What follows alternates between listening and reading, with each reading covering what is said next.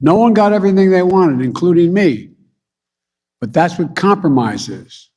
That's consensus. And that's what I ran on. Do you want to fight me? Do you want to see these hands? That's the song that was running through my head as I was watching Joe Biden's punk ass at the press conference yesterday. What's going on, everybody? Welcome to the Friday edition of Burn It Down with Kim Brown. Welcome to the party, everybody. What's up, Fire Fam? There we go. How are we feeling today, guys? Listen, I hope you are having a much better day than we are here in the DMV. It is rainy. It is blustery. It is windy. So if for reasons the connection gets a little staccato, you guys will understand in advance what's going on. And of course, you guys, you know what Burn It Down with Kim Brown is. It is a safe space where we set oppression ablaze, y'all, because we cannot live literally our entire lives under all of this oppressive capitalist bullshit. I mean, at some point, it has to relent. But truthfully, we know it's not going to relent unless we make it relent. So here we are, like-minded, in here together to talk about the ins, the outs, the what have yous of the news cycle and what's going on in this blasted country we call America. I love to see all the flame emojis in the house. What's going on, Chuck Diesel? What's up, Alicia? What's going on, Tyler? We got Toby Swoley in the house. Of course, that's my boo-boo. Hey, Jonathan Guerrero. I love it when when you're able to make it to the live show, hon. Of course, Northern Witch is in here. Of course, Franny French is in here. All our people are in here. I'm so excited to see you all. I hope you all are enjoying your Friday afternoon/evening in advance of the Halloween weekend. Now, I do not celebrate Halloween because that is some pagan European shit, and I pass. Hard pass on the Halloween. But listen, I don't knock those who do the Halloween. So if you are going out this weekend, please remember, COVID is still very much out here jumping on people. So do your Halloween festivities accordingly. Okay. Anyway, guys, you saw how we let off the show. We let off the show angry. Joe Biden yesterday addressed reporters in the White House hours, I think, before he was slated to depart to Europe for a conference of the other European motherfucking oppressors and the fucking imperialists. But Joe Biden's in a rock and a hard place, everybody, because his infrastructure bill, his Build Back Better busted ass bullshit, is floundering, struggling. Now, some people would say that perhaps it is floundering and struggling by design, right? That Joe Biden, as my homie Sugar on Twitter says, Joe Biden is a Wall Street Democrat, and honey, Wall Street was never going to lose with Joe Biden at the helm. And a lot of his proposed social people infrastructure stuff that was in the Build Back Better bill, that shit got cut. Okay. They pared back the child tax credit to only be extended for 1 year. I know a lot of parents were depending on that. Let's see. We did not get the federal minimum wage hike.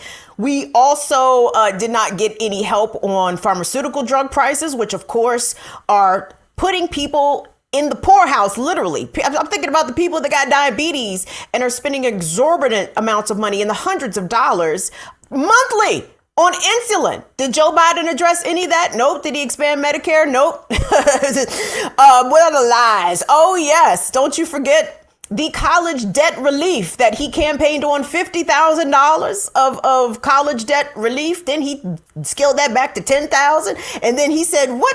Who said anything about college debt relief? I don't remember saying anything about that. And if I said anything about it, I meant to say it was zero. So amongst a lot of things that Joe Biden could have gotten accomplished, or at least the Democrats could have agreed upon. And I know people keep pointing back to the same two fucking yahoos, from the one from West Virginia, the one from Arizona. I'm so sick of even hearing these people's name. I'm not going to repeat them. Y'all know exactly who in the hell I'm talking about. Apparently the Democratic caucus is run by two people. Two people are the shot callers for the DNC. And the Democrats can't get anything passed because those two people are holding them up. Oh, I'm sorry. Those two people plus the parliamentarian, the Senate parliamentarian, right? Nobody ever heard of what the goddamn Senate parliamentarian did ever until Joe Biden became president and Democrats controlled the Congress. And all of a sudden, Democrats had to create excuses as to why they cannot get a progressive agenda passed. Because at the bottom line, y'all, Joe Biden is a conservative. And actually, even further than that, Joe Biden let y'all know yesterday that he is indeed a capitalist. And basically, we should all temper our expectations accordingly. And I think a good many of us already knew what time it was when Biden was going to be coming through the door of the White House. But a lot of us, well, I'm going to say y'all, because not me. a lot of y'all told yourselves all kinds of delusions in order to go into the ballot box and cast your vote for Joe Biden, that Joe Biden was going to be better than this one and that one. And you know what? I saw a tweet yesterday. Was it from Ian Millhauser? Was that who got me all pissed off on Twitter yesterday? Possibly so. Ian Millhauser writes for Vox. Milquetoast, white dude, I'm assuming. Well, white dude, he looks pretty milquetoast. I can't speak about his background. But anyway, this motherfucker had the audacity to tweet out yesterday, I'm paraphrasing, that he would rather have Joe Biden's very slow, boring, moderate version of incrementalism over Donald Trump's authoritarianism, right? Thank you, Jonathan Guerrero. Joe Biden is a Jim Crow Democrat all day, baby. Listen, his homies was Robert Byrd and Strom Thurmond. Anybody that's kicking it with Strom Thurmond could never be on the side of black people. Not ever, never, never. Yes, but hold on. Joe Biden told us exactly who he was for many decades in the Senate. Check his voting record. Joe Biden has always, number one, been willing to reach across the aisle and compromise with conservatives, basically selling out working people, selling out any sort of progressive agenda consistently for over 4 decades in the Senate. But yesterday, in case any of y'all had any questions about who Joe Biden was, he let us know. Tune in, can we get that second Biden clip, please? I don't want to punish anyone's success. I'm a capitalist. I want everyone to be able to, if they want to be a millionaire or billionaire, to be able to seek their goal. But all I'm asking is pay your fair share. Pay your fair share. Pay your fair share. And right now, many of them are paying virtually nothing. Last year, the 55 most profitable corporations in America, 55 of them, paid zero in federal income tax on about $40 billion in profit. If they report big profits to their shareholders, they should be paying taxes. It's that simple. That's why the Build Back Better framework will have a 15% minimum on the largest corporations, a minimum tax of 15%. The top 1% of the wealthiest Americans evade, it's estimated by the experts, $160 billion a year in federal taxes. That's wrong. We're going to change that. We ought to change that. We ought to make corporations that make billions of dollars in annual profit. We ought to change that. How is it that they got away with not paying taxes? It's almost like someone who may have been present and overseen a lot of the policy that would have perhaps influenced whether or not Amazon and Microsoft and Google actually pay annual taxes. It's almost like someone could have done something about that, but apparently that someone was not Joe Biden. Interesting. Isn't it interesting how that works? And Chuck Diesel asked in the chat, what the fuck is he talking about? What he's talking about is another thing that is not going to be in the Build Back Better bill, the Build Back Better busted bullshit that Joe Biden is watching fall apart right in front of his eyes. The high taxes, the taxes over high earners, that has been scrapped. That was a Kyrsten Sinema demand, that the taxes that would be, I imagine it has to be some version of the repealing of the Trump tax credits, right? For the super wealthy. I'm assuming this is how the Congress was trying to tax the rich, by basically reimposing the taxes that they had previously been paying, which was pretty much not a whole lot on a lot of their net worths, and especially those that were having their shit in trust and all kinds of shit, avoiding the death tax and all kinds of wonderful ways, and that the super rich use loopholes in order to hold on to their wealth, while the rest of us get the IRS sicked on us because Joe Biden sent us $600 18 months ago. But Joe Biden apparently, hold on, let me get my quote correct here, because in closed door meetings with Democrats that he had before departing for Europe, Joe Biden, and I know this quote has been well circulated, so I don't mean to repeat it as ad nauseum if you've already heard it, but basically Biden says that it is not hyperbole. He told Democrats this, quote, that he doesn't think it's hyperbole to say that the House and the Senate majorities and my presidency will be determined by what happens in the next week. Okay. And there's some folks out there that, first of all, I think he's right. Let me just say that he is absolutely right. If the Democrats shit the bed on getting this bill passed, which, by the way, this infrastructure bill passed, initially proposed at $3.5 trillion over 10 years, now down to $1.75 trillion, right? Pennies. They are throwing pennies at the American people while still making sure that the corporations maintain the things that they want, including getting rid of paid paid family leave. The proposal, I think initially when they first put it in the bill, might have been as long as 12 weeks. And that quickly got negotiated down to 4 weeks. And guess what? Guess where it is now? No days. You get no days paid family leave in the United States of America. By the way, the conference and what I don't pay attention to what the fucking oligarchs are doing. I don't know why they're meeting. I don't know what the fuck they over there in Europe talking about. Might be some climate shit. But we know what's going to come out of that jack shit. So I don't even know what they over there discussing. But what I do know is that Joe Biden is the representative of a nation out of all the collections of nations that are there. That's the only one that does not have paid family leave. And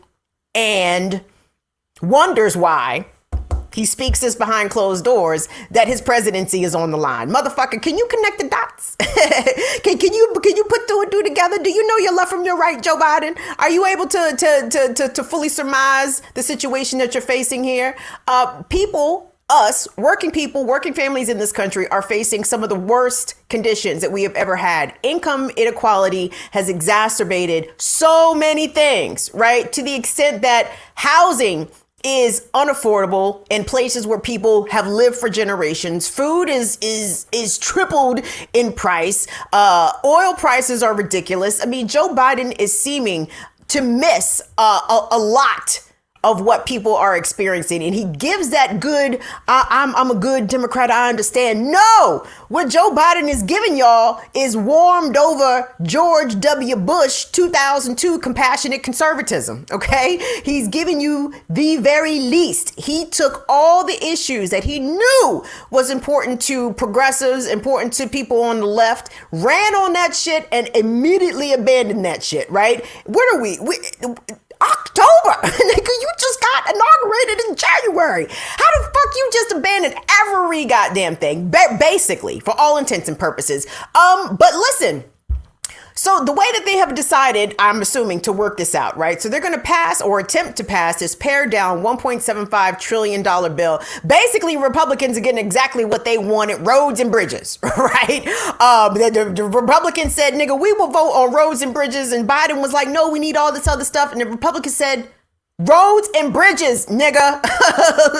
Roads and bridges. And that's exactly what the Democrats are getting. Roads and bridges. However, the progressive contingent in the House is like, hold up, man. You know, we can't go back. Rashida Tlaib is like, I cannot go back to Dearborn. Whoops. Talking this bullshit. Cori Bush said, I will not go back to Ferguson and tell these people that all the shit that my district desperately needs ain't gonna be there. That's not gonna happen. So what they're trying to do is negotiate a separate bill. They've laid out the framework. So basically trying to include all the stuff that got cut in a separate bill. Now, if you niggas couldn't get one bill passed, how in the fuck do you think you're gonna get two bills passed? Make it make sense. So who's dropping us bucks here? Hold on, let me scroll up. I'm not trying to miss people.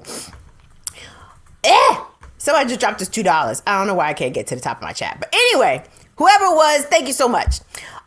Tune in. If you, I'm sorry. Oh, 15 minutes. Thank you. Do me a favor. Can you queue up Cori Bush for me, please, sir? Oh, no wonder I'm not seeing anything. My computer's frozen.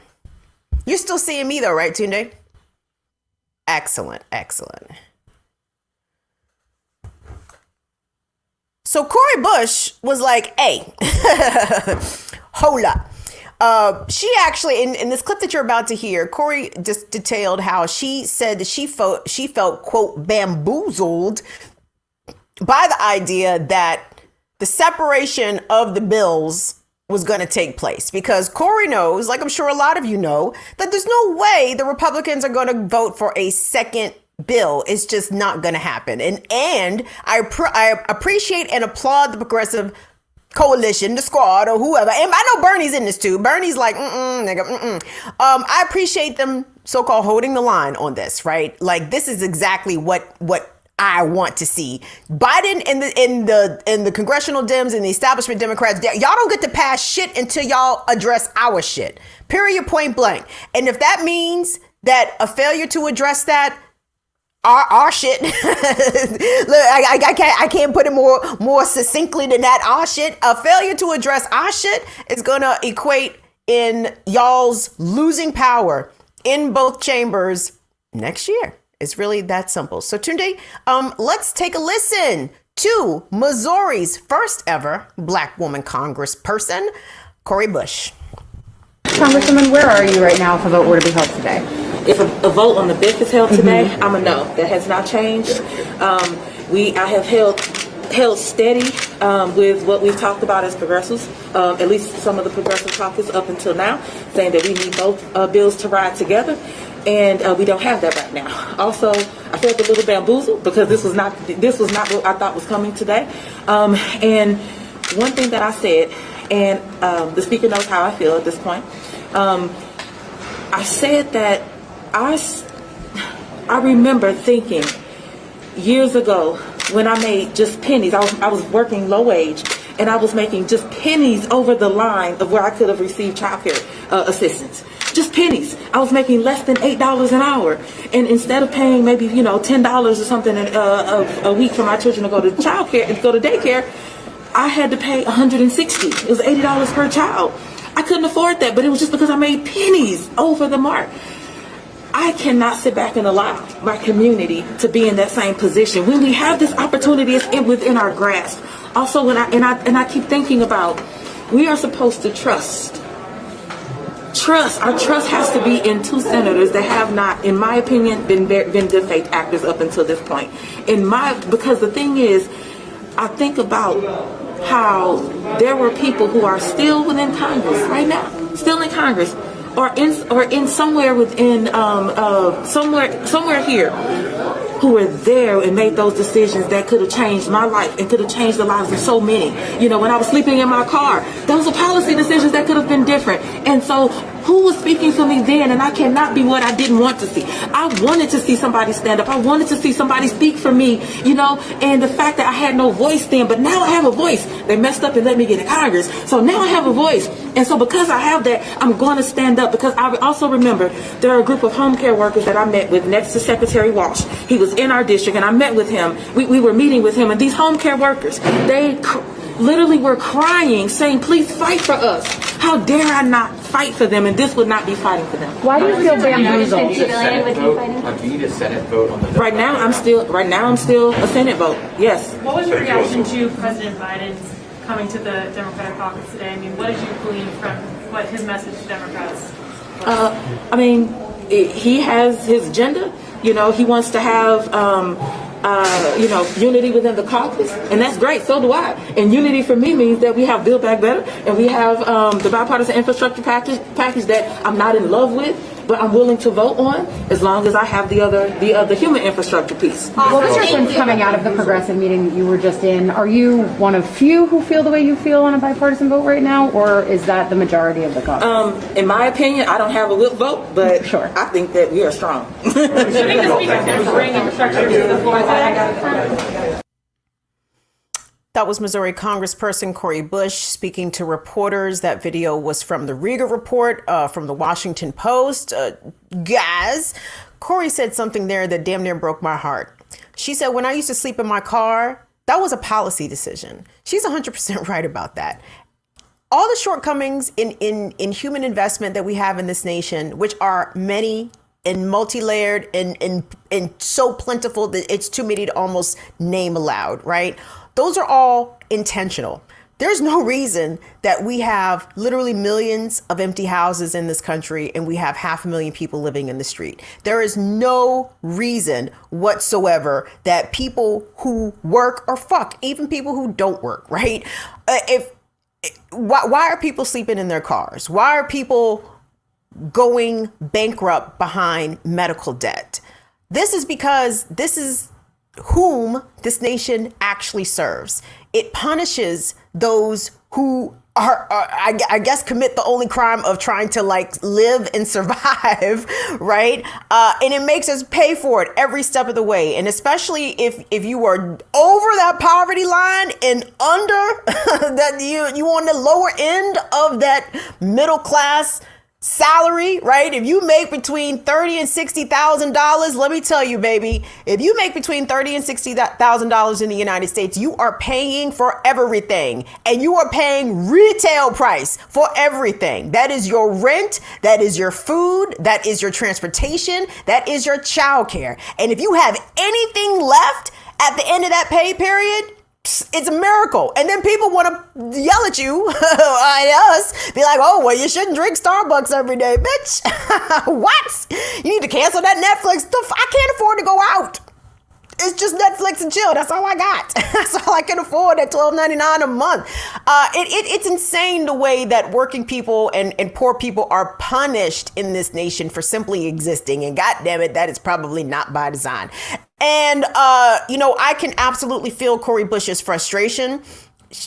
She thinking it's one thing and it's another. And of course, all that is part of learning the ropes too as a freshman congressperson, to understand that, they're going to tell you that your district is going to get XYZ, or the people that you're fighting for is going to get XYZ. And then especially if you represent poor people, especially if you represent black people, especially if you represent indigenous and Latinx people, our shit's going to hit the cutting floor first and foremostly.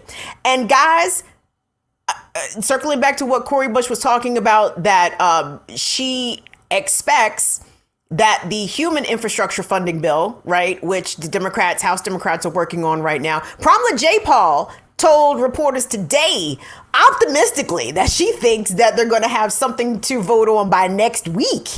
Okay.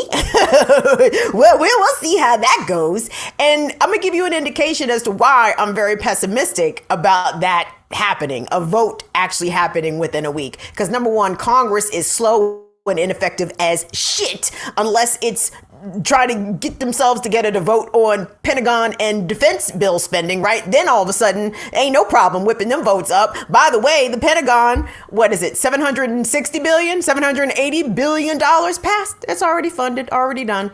Oh, y'all motherfuckers hoping to get some child tax care credits or some prescription relief on your medications? Y'all gotta wait. Paid family medical leave? Next time, guys. That's why we have to vote, right? Oh, if you don't like how these negotiations are going, it's on you to put more Democrats in Congress. The Democrats, they can't be expected to actually govern while holding a majority. Be serious. Be for real. Tunde, if you could cue up Kevin McCarthy for me, please, I sure would appreciate it. So, by the way, guys, also, let me just sidebar here for a second. Part of the media coverage that I really resent in all of this, first of all, this is all the theater, right? This is all the theater that the political pundits live for, the drama, the back and forth. Will they, won't they? Who's gonna give in? Who's gonna be able to hold the line? It's like all this breathless, nonsensical theater, right? Get on my goddamn nerves. But for the media to continually characterize Kyrsten Sinema and Joe Manchin as moderates is something I'm quite puzzled by, because where is the moderation in their positions? Joe Manchin is a millionaire who is on the side of big coal. What the fuck is moderate about that? Kyrsten Sinema is clearly getting broke off by all kinds of lobbyists and all kinds of industries, and she is adamant about there not being a corporate tax hike, right? What the fuck is moderate about that? Like, please tweet y'all favorite MSNBC reporter and tell them to stop characterizing these bitches as moderate. And I said this to Sugar yesterday on Twitter. I said, these Nick, moderate compared to who? Ted Cruz and the Nazis? Be serious. Anyway, I hate mainstream media. Anyway, here's why this shit's not gonna work. And, per Joe Biden's own premonition that he told Democrats in those closed door meetings, that his presidency and the majorities in the Congress depend on the passage of this bill, plural, right? Or at least the one. He probably don't give a shit about the second one, but we give a shit about the second one. So Minority Leader Kevin McCarthy yesterday addressed reporters, and y'all know I don't play the Republicans on here, because for what? We know who our enemies are. We know the Republicans are not offering anything new and or different. Their position has been very consistent. We hate everyone who is non-white, non-straight, people with uteruses. We hate y'all sons of bitches. You come from a place, not America, and you're brown. You are less than, for sure. So we already know the Republicans. We know where they're coming from. That's why I spend zero time even paying attention to what the fuck they talking about, because they always saying the same shit. Racist, racist, racist, build economy, capitalism, racist, racist, racist. But Kevin McCarthy said something yesterday that caught my attention, and I want you guys to check it out. So he was being asked about the status of, I guess, where his party stands on whether or not the votes are there or are not there for this bill to even gain some passage. And he gave a little bit of insight about what Senate Republicans have been telling him about. Basically, if they're gonna run, they're trying to run this shit back through the Senate. Good luck with that. Let's check out Republican Representative Kevin McCarthy real quick. So what are those Senate Republicans telling you precisely in a call today? I had a phone call with the senator today who voted for the bill, whose recommendation, they even had a conversation with their congressional members that they recommend not voting for it because it's viewed as one bill. That's going from a person who voted for it and believes that it's one bill based upon what the president and speaker has done. I think we'll be here for quite a while today. I think the screen will be up for a while until they figure out one more time, do they make Joe Biden look like Charlie Brown and Nancy Pelosi be Lucy, pull the football out from under him. Have a good day. That shit-eating smug grin that Kevin McCarthy gave before walking away from the podium, guys. How are we preparing ourselves to live under Republican rule after 2022? Are you guys getting ready? Are we binge watching Doomsday Preppers? We should be. It's going to be a slaughter, 2022 and possibly 24. The Republicans are rubbing their hands together with glee because they see the obvious divide among Democrats, and really the divide is between the progressives and the establishment. The progressives are, thankfully, not just rolling over, not just rubber stamping what the Biden administration is demanding. And the Republicans are ready to pounce. And, given the status of some of these races across the country right now, the gubernatorial race in Virginia is being closely watched, perhaps as the canary in the coal mine as to whether or not Republicans will reclaim a majority in at least the House in 2022, possibly even in the Senate. So where does that leave us, guys? Where does that leave us? I hope you all have, at minimum, and I know I've seen several of you say so in the chat, that you've been calling your congressional representatives and telling them, y'all better vote accordingly, okay? And better not be shit taken out that we want. But the community college, really? You had to get rid of the community college, free community college. You're going to replace it with what? Did I hear a $500 Pell Grant? What's fine? Listen, I am a community college, I won't say graduate. that would be overstating my community college resume just a tad. But I was a community college attendee and very much appreciate the value that community colleges provided. But I can also tell you that $500 a semester ain't jack shit. I mean, it might be doing a little something. And mind you, I was in community college 45 years ago. I don't know what community colleges are charging people nowadays. But in my humble opinion, $500 does not seem adequate. And I hope that's not an annual $500 Pell Grant. That at least better be per semester. Jesus Christ. Joe Biden don't want us to have nothing nice out here. But again, what could we expect? We could expect very little different from Joe Biden, right? This is who he has always been. Joe Biden, you have to understand, and I know I keep putting a lot on Biden when I know a lot of this is on Congress, but because Biden spent so much time in the Congress, in my opinion, the nigga really never left, right? That's part of the reason why Obama tapped him as his VP in the first place, because Biden had been in the Congress so goddamn long. He was such good buddies with all the Republicans. That was a actually pretty smart strategic move to tap Joe Biden to be your VP, given who Obama was and the level of experience and obviously his demographic that he was coming through. So, okay, Biden has had these long-term congressional relationships, and it's so hilarious now to see all Biden's very good Senate buddies line up to stab his ass in the back and sabotage his presidency, right? Because Republicans understand power. And when was that my earring? Shit.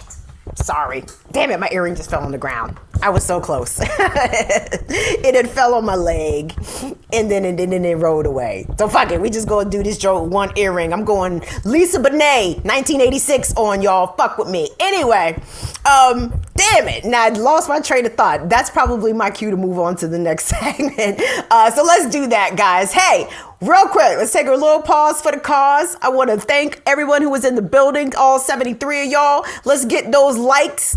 Let's get that math to mathing up in here. Chuck Diesel, whip these people up. Get me some thumbs up in this joint, please. And thank you, good sirs and ladies and theys. I want to thank you all so much for tuning in to the Burn Down with Kim Brown program. Do me a favor. Actually, real quick, I wanted to shout out our new patrons. Holy shit. Janet is a patron. Patricia is a patron. Kirsty G is a patron. Luke Kang is a new patron. Corrado, I think I already shouted out Corrado on the last show, but we got a new patron. I think we got like a brand new patron right before the show. I am blown away by y'all supporting the program in this way, and it is deeply appreciated. Y'all know me and Tunde got fired last year. Y'all know me and Tunde got fired last year. So any assistance that y'all can give us over here, we certainly appreciate it. This is Black women-led independent media. We over here spitting nothing but the fire, and the facts. So help us out. Patreon.com/BIDWKB. 15% off annual memberships at the $2 a month tier. That is $20.40. Veronica, thank you, darling. Toby Swoley, always come through, Donnie, honey. Thank you. Thank you, Toby Swoley. Yes. Thank you. So it was Veronica. Thank you, Veronica, for your new patronage. $2 tier, $20.40. That's for the whole year. $5 tier, Pookie Wood. I seen Pookie Wood big re-upped on his joint. Pookie Wood was a monthly $5 a month subscriber, and he signed up for the annual membership for $51. Thank you, Pookie Wood. I so appreciate that, hon. Y'all are the shit. So if you want to help us out that way, you can. Ooh, Dad, shout out Black Magic and Courtney from last week. Franny French and some. Yes, Patrick S from Cash App. Y'all cashed up and PayPal'd us some money. Oh, my bad. I just had a brain fart. $ BIDWKB on Cash App, at BIDWKB on Venmo, PayPal.me/BIDWKB on PayPal. Hey! Oh, that's right. It's Friday. I forgot y'all big ballin' asses. I love it. What's up, Northern Witch? Hi, baby. Thank you so much, Northern Witch. You are the greatest. Thank you, Lateef. Thank you, Lateef. Thank you, Lateef. Pat LJ on the head for me, Lateef. Thank you. You guys are wonderful, wonderful. I want us to move along, y'all, to my next segments. And it's not just going to be a segment, because unfortunately we still have to very much follow and pursue cases in which Black folks have been murdered by the state and justice has not been forthcoming. Tiana Lou, thank you so much for your support, darling. We certainly appreciate that. Y'all, there has been some movement in a number of cases, a couple of which that we have been following here.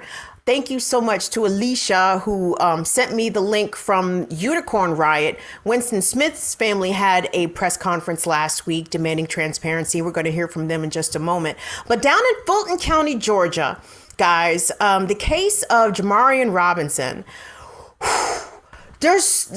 what's so heartbreaking about Black people being lynched in America is that the list of names just reads honestly like an endless scroll. Like it just doesn't end, right? And there's so many people that have been taken out by the state.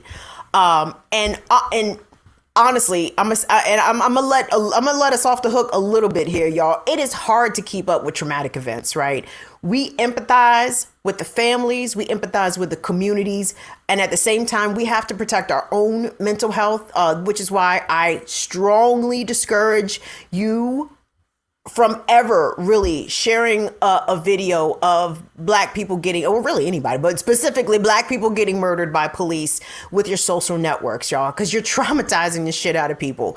Because I'm sorry, I can see it in my mind's eye if someone describes it or gives some sort of accounting as to what happened. Like, I don't need to see and witness something so devastating and traumatic just scrolling on my timeline. So let me just put out that public service announcement real quick. But the case of Jamarion Robinson, Jamarion was murdered several years ago in Fulton County by a task force of US Marshals and local law enforcement.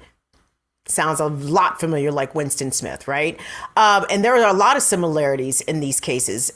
Most notably that these task forces, the feds, for all intents and purposes, the federal agencies have not fully implemented the use of body cameras into their policing, right? And we know that that is a big neoliberal talking point and something that reformist Democrats love to point fingers at and be like, see, we got body cams. Oh, but if the cops don't want to wear the body cams, then what? If the cops are not required to wear body cams, then what? If the cops turn their body cams off, then what? See, body cams is not necessarily a magic bullet here. So I want us to take a look just to brief people about what happened to Jamarion, in case you don't know, because again, I'm not going to fault you if you don't know, because there's so many, okay? So many. Tuna, if you can cue up B1 for me, please. So what we're going to see here is two clips from 11 Alive News in Atlanta. The first clip, you guys, and this is a trigger warning, okay? So the video that you're about to see is more about what you hear. You're not going to see Jamarion be killed. Let me just put it that way.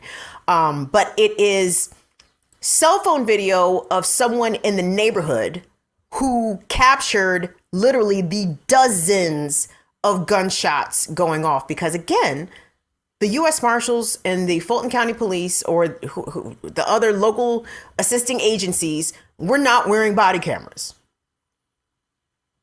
They shot this man over 60 times. Okay. So the first half of the clip is going to be discussing the lack of body cam use.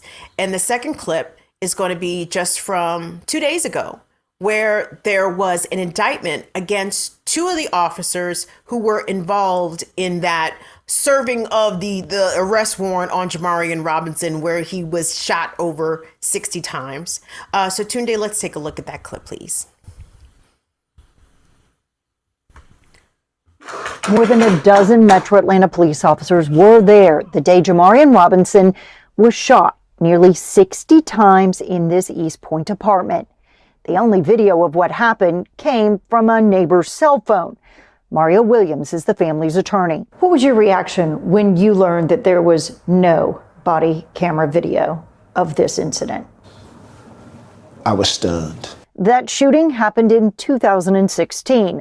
That same year, 11 Alive questioned a federal committee for justice reform on why federal agents didn't use body cameras. You've got storage of data storage issues. You've got chain of custody issues. But don't you have to ask the questions and start the process so that you can work through those issues? I believe that the process is started. But an audit 5 years later by the Department of Justice's own Inspector General said U.S. Marshals and FBI agents still had not embraced the technology. Jamarian Robinson's mother told me this is a prayer answered for her, and it's a step towards justice she says she has been fighting for 5 years. Here we have video from outside the Fulton County Courthouse tweeted by Atlanta area attorney Gerald Griggs in the past hour. It shows Robinson's family and supporters celebrating. We have confirmed an indictment was returned by a Fulton County grand jury, but copies of that indictment have not been released yet, so we don't know who exactly is being charged and with what crimes. Now, on August 5th, 2016, Robinson was shot 59 times, leaving him with 76 gunshot wounds per a Fulton County medical examiner's report. U.S. Marshals were attempting to arrest Robinson in East Point at the request of Gwinnett and Atlanta police for two separate incidents. Cell phone video from someone nearby showed nearly 3 minutes of gunfire during that incident. Now, there is no body camera video of the shooting, though, because at the time, federal policies did not allow for U.S. Marshals or police assisting marshals to wear body cameras. I talked with Robinson's mother. Here's what she says she would say to her son today about this indictment if she was able to talk with him.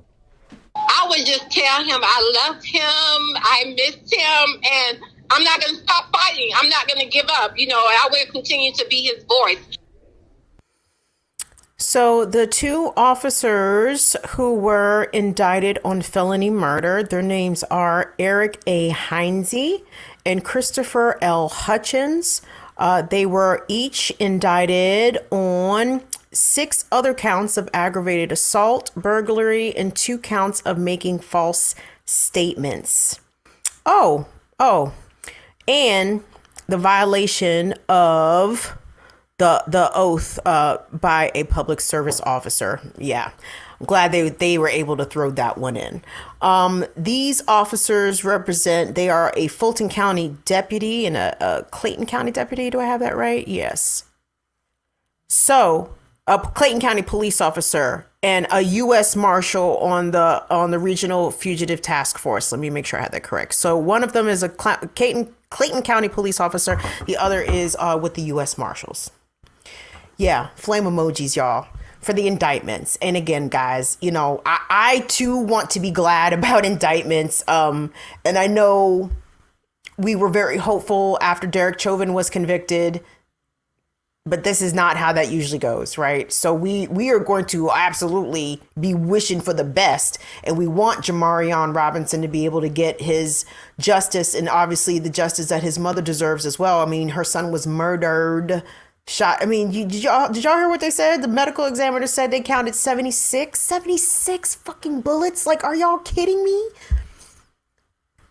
There's no justification for that. In addition to there being no justification, there's no way to reform that. The only way is to abolish the police, because this is a system that is not going to change. It is going to allow individuals to be perhaps, maybe, fingers crossed, applesauce, held accountable. But that's not a guarantee. And they are content to let most of these murderous assholes and abusive assholes and civil rights violating assholes and raping assholes to just go on about their business as you were. It's terrible. So that was actually a victory. And do me a favor, if you are part of our Black Power Media family, Kalonji Changa and Kamau Franklin were at the courthouse that day when it was announced that those officers would be indicted for Jamarion's murder. So go to Black Power Media. They have the video up. It was dope to see Kalonji and Kamau in there in the press scrum. So just to let y'all know that Black Power Media is out here for real in these streets, not for playtime in these streets, and absolutely continue to follow the work of Kalonji Changa and the FTP movement, and of course Kamau Franklin of the Community Movement Builders there in Atlanta. So as we just heard about Jamarion, murdered by US Marshals working in concert with local law enforcement agencies. The exact same thing, as we already know, happened to Winston Smith earlier this year in Minnesota. Winston was in Minneapolis, and he was in a car with a friend on the roof of a parking garage when he was swarmed by US Marshals claiming that they had a warrant for his arrest. And they shot and killed him and claimed that he had brandished a gun or that he was in possession of a gun. Problem is, the story was not consistent, and it changed in the immediate days following Winston's murder. And to this day, no officer has been deposed. Nobody has given a statement. Actually, let me not get too ahead of myself. Winston Smith's family gave a press conference to the Minneapolis press last week. Alicia, friend of the show, Alicia sent me the link and I watched it, and it's rough, y'all. It's a little rough, but it's important, okay? Because we need to understand, not to say that we don't, but I think it is important to continually see what families are experiencing, because as most of us know, especially if you are Black and brown living in this skin, in this country, we know that could be us at any point in time. That could be one of our family members. That could easily be one of our friends who is unjustifiably murdered by an agent of the state. So Tunde, let's take a look at the clips of the Winston Smith family press conference. We're going to hear, I believe the first woman speaking is one of his sisters. The second person speaking is his brother. And the third person speaking is going to be the attorney who's representing the family. So let's take a look at that. seeing what happened to George Floyd, from seeing what happened to Dante Wright, now we're here for the life of Winston Smith. We have inconsistencies with the stories that are given to us by our law enforcement agencies. Things do not add up. The witness in the car is stating that she never seen Winston with a firearm and that he did not point a firearm at the officers. But yet we are having the officers tell our community, our hurting community, and tell Winston's family that he pointed a firearm, but they have no proof to show us. We strongly believe that there are some footages, and those footages need to be presented to the family and the rest of our community. Our community, and most of all, Winston family, deserves transparency, deserves honesty, deserves closure. And yet, once again, another murder of a black man in our community, and we are being denied that right. I really hate to be in a position to ask for help. But we do need it because we do want to continue this fight because we know what they did was wrong. And that's why we feel like they're hiding. And they won't come out. And they won't admit what they did was wrong. I'm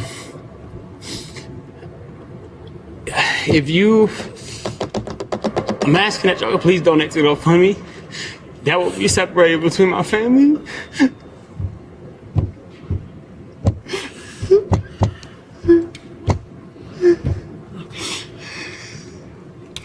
Thank you. Let the attorney speak. Thank y'all for y'all time. The investigation in this case was severely flawed from the very beginning, and we are demanding transparency. Transparency for this family, transparency for this community. We met last week with Donald Ryan, the Crow Wing County attorney, who was appointed by Mike Freeman to investigate this case. We learned a number of things. One of the things we learned is that every single member of that task force that was present when Winston Smith was murdered, when he was killed, refused to submit to an interview to the BCA. Every single law enforcement officer refused to submit to an interview. Think about that. They all provided written statements with time to consult with their attorneys, with time to consult with their colleagues. Is that transparency? The BCA told us they wanted to interview each and every one of them, and they all refused. There's no body cameras. None. There's no body cameras, according to them, to view what had happened. Mr. Ryan, the Crow Wing County attorney, was asked whether he could convene a grand jury. A grand jury has subpoena power. A grand jury has the ability to call each and every one of these officers to give testimony under oath about what happened to Winston Smith. He declined to do so. His explanation was that he talked with one of the attorneys who said his client would plead the Fifth Amendment and would refuse to testify. Think about that.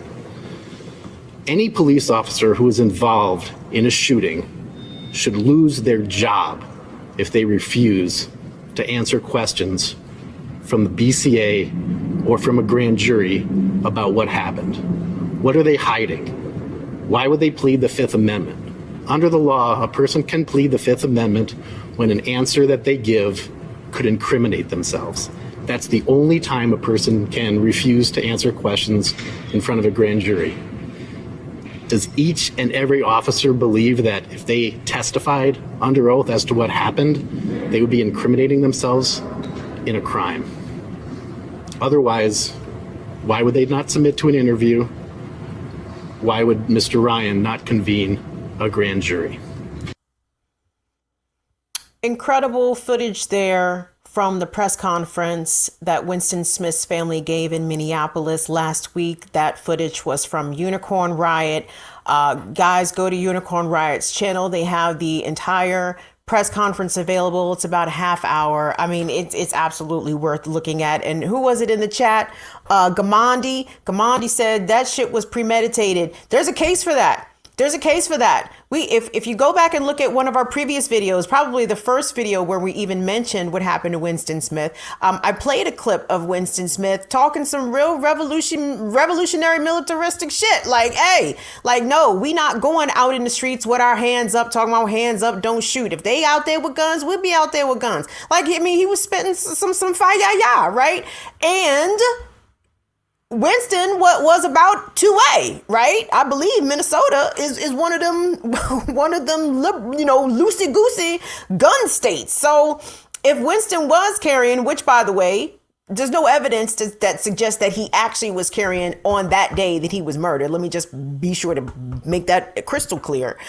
Because again, the police are not being forthcoming about what their evidence. They're not being forthcoming about, as you heard the attorney say, their statements. I mean, what kind of country do we live in where people get murdered for failing to comply, but the police don't comply oftentimes with the same judicial system that they are tasked to participate in and uphold, right? The law clearly does not apply to them. But again, this is a shock to no one. But at the same time, we are expected to be complicit. And thank you so much, Molly. Molly put it in the chat, y'all. Our first video, our first show talking about the murder of Winston Smith. If you want to get caught up, please click on that. The link is right there in the chat.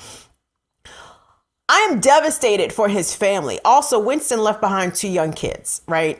And his brother, before we saw the clip that his brother, from his brother right there, he said that the reason why his parents weren't there, the reason why Winston Smith's mother and father wasn't there, is because his mother was experiencing a housing crisis, and that his father was experiencing extreme financial difficulties. And you saw how hurt he was to ask people to contribute to their GoFundMe, which we're going to put in a link under the description of this video once it finished posting to YouTube after the show. But he's devastated to have to ask for help out here. The emotional and traumatic toll that state-sponsored murders takes on Black families and brown families. It sometimes can be generational, man. People don't get over this shit. How could you? How could you? Who said kill your masters? Liu Kang. How can I get that tatted across my chest? Kill your masters, please. What is the other solution? Guys, and really quickly, I wanted to bring up what's going on with Tamir Rice's case, guys. So, as you know, Tamir Rice in 2014 was murdered by Timothy Loehmann, who was an officer working in the Cleveland area. Obviously, I am not going to play the Tamir Rice murder video for you because that, to me, specifically was one of the videos that I can never unsee that. You understand? Like, there are certain things that get imprinted on your brain that no matter how hard you ever try to forget them, you'll never forget them, even if they were awesome or if they were terrible. And the murder of Tamir Rice is one of those things. I wish I'd never seen it because it's so heartbreaking and just senseless. But I did want us to play. Now, what can I play here? First of all, actually, I can't play anything, but I won't say I can't. Do me a favor, pop up D1 for me, guys. So Tamir Rice's mom, Jamarion Rice, spent the week in D.C.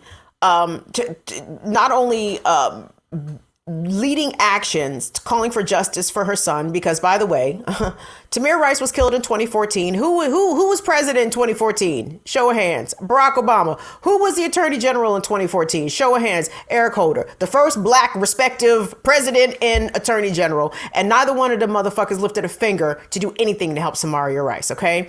They let the investigation just go on to the next administration, which of course was the Trump administration, at which time I believe it was the Trump DOJ, which dropped the investigation. I'm sorry, Tunde, can you pop up D3? I'm so sorry. Did you already pop up D1? Because I'm all over the place. Okay. Let's come. Okay, so wait a minute. I want y'all to pay attention to that. That's on the screen right there. You see that? The phone's app, 216-859-4318. That's the number to the Cleveland Area Department of Justice. Jamarion Rice wants people to call their offices and demand that they reopen the investigation into Tamir Rice's murder. The officer that killed him, Timothy Loehmann, was briefly given, he was fired, but then given his job back, but then fired again for lying on his initial police application. He was not fired for murdering Tamir Rice. There has been absolutely no consequences for him. He was even trying to rehabilitate himself in the community. Let's see here. Let's get D4 Tunde, and we're gonna close. We're gonna close on that. So this clip that we're about to see, guys, this was from earlier this year, because there was a lot of public outrage, not only from Jamarion Rice, but members, the community members in Cleveland, because Timothy Loehmann was trying to become part of a community football league. Like, what? And Jamarion then was like, no, this man is a menace. He is a literal killer of children in our community. There is no way this person should be allowed to have public engagement and contact with the community. Tunde, let's take a look at that one, please. I'm furious. I'm frustrated. Jamarion Rice speaking out a day after attorneys representing the Cleveland Police Patrolmen's Association appeared in court, appealing former Cleveland officer Timothy Loehmann's firing. Loehmann shot and killed Rice's 12-year-old son, Tamir Rice, back in 2014. The shooting was ruled justified, and Loehmann got to keep his job before being fired 2.5 years later, but not for the shooting. The city of Cleveland says Loehmann lied on his job application and didn't tell them he'd resigned from the Independence Police Department. Henry Hilo, the attorney for the police union, says Loehmann didn't lie, and the city was looking for ways to get rid of him after Rice's death. City of Independence acknowledged that he resigned. It was a 6-0 vote to recommend that Timothy Loehmann be hired by the city of Cleveland. Rice and her attorneys say they found out about the hearing through news reports and condemned the police union for the appeal. I'm still fighting in the DOJ right now, trying to get an indictment on him. You know what I'm saying? So I'm angry. I'm mad. They have no respect or regard for the community when they insist that a police officer who lied on his application to become a cop and killed a child should become an officer again. But even though Loehmann has been off the force for years, he's still been embraced by some of the local police community. News 5 discovered Loehmann has been a member of the Cleveland Warriors, a football team made up of first responders since 2017. Former player Randy Knight says he and a few of his other teammates were kicked off the team after expressing concerns to team leaders. I don't think that he should get to play for the city of Cleveland for the pain and sorrow that he caused the city of Cleveland. Rice says she recently found out about Loehmann's involvement and says team leaders should be questioned on their decision making. It's disgusting and it's horrible. And the community should be concerned how he keep trying to slither his way back in different communities and different counties. The police union's appeal on behalf of Loehmann is currently being reviewed by the court. It could be weeks or months before a decision is made. That video was from ABC News 5 in Cleveland, guys. And I just heard something that I had not previously heard when I watched that segment before, is that the black football players, the ones that were participating in the football league made up of Cleveland area first responders, the black football players raised a problem with them allowing a child killer on the team, and they put the black players off. Is that how Ohio was rolling? Incredible, guys. So I know Jamarion Rice was able to have a meeting with the Biden DOJ. I think that was on Thursday. We're going to have to update you and let you know what the status is and what the latest on getting Tamir Rice murder investigation reopened at the federal level. If you're not going to punish police who murder children, then there's no chance for the rest of us, right?